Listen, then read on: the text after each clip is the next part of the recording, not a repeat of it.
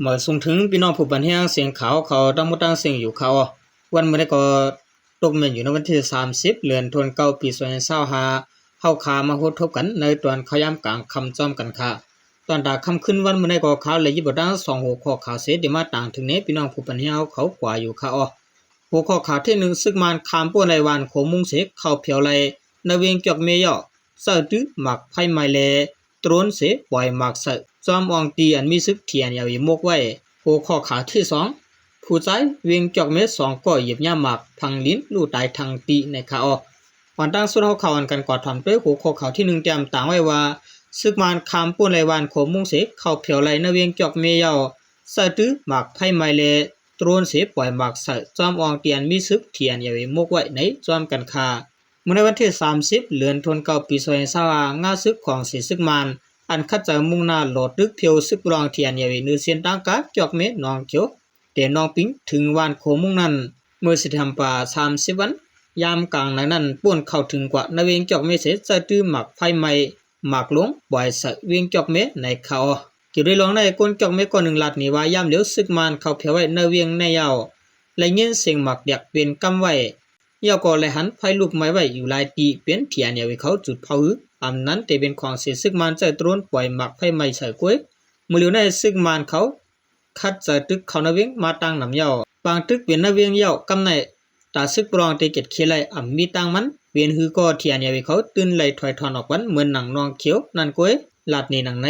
ลือสื่อตัววงกลก็อันกำแถมของเสียซึกมันเขาปืนเพ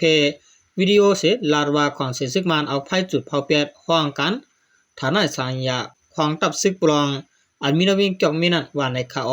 ในจะเวียงจอกมีในของเสียซึกมันตั้งซึกปรองเทียนเอวีเขาเปลี่ยนบางตึกกันมาข่าวตั้ง1เดือนครึ่งยาวเลยย้อนภายของเสียซึกมันเขาเอ็นเฮียงจำเฮียงเสเข้าโหลดตึกเพียวเทียนเอวีมาเลยตาซึกปรองเทียนเอวีตีสืบกุมกำเวียงจอกมีนั่นก็เป็นรองอยากผืดตาซึกปรองเขาติเสยามเหลียวภายซึกปรองเขาในตั้งตึกตั้งถอยออกเวียงจอกเมกว่ากำร้อยในข่าวเวียงจอกเมอันตั้งเขากุมกำไว้เสียตีเลยถอยถอนซึกออกวันซึกมันเขานั้นมีไว้ในเส้นตั้งหลวงเมืองโฮมตุ่มเสียเปลี่ยนอองตีรองใหญ่ตาเสียดังการต่อส่งการก้าขายอันลูกตีแลนดินไต่เขเข้าถึงในเมืองมานแล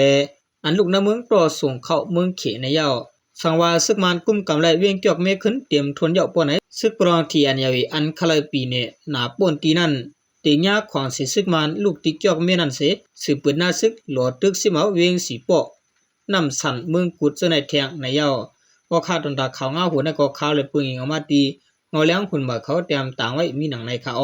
สืบเสนอเขาข่าวกันกวาดถอมเตยหัวข้อข่าวที่2เตรียมต่างไว้ว่าผู้ชายเวียงจอกเม2ก็เหยียบหมาพังลิ้นลู่ตายทางตีในจอมกันคาเมื่อวันที่29เดือนธันวาคมปี2025มื้อว่านั้นคนเมืองเวียงจอกเม2ก็เหยียบย่าหมักเสเลยลู่ตายทางตีกว่าในข่าวจุมปราหิตะนำคงแขกลิบังสะจอกเมเตรียมต่างไว้ว่า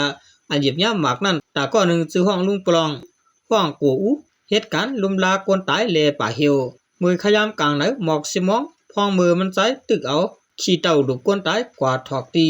ภายหลังจากสร้างกิ่วเผาคนตายนั้นกว่าผาญะเมียนหมากเสและลู่ตายทางตีกว่าในข่าว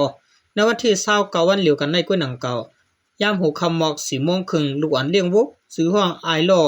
อายุ14ปีอันว่านั้นก็กว่าผาญะหมากในกลางป่างป่าเหี่ยวพองมันใจตึกเลี้ยงโวอยู่นั่นเสและลู่ตายทางตีกว่าในข่าวอยู่ที่จุ่มนำคงแขกดีบางจ้าและจุ่มปราหิตะนักปืนตีไล่จ่อยกันขวาเอาขาบตูเขาเสมาเผาปันขาบตูเขาในเย้า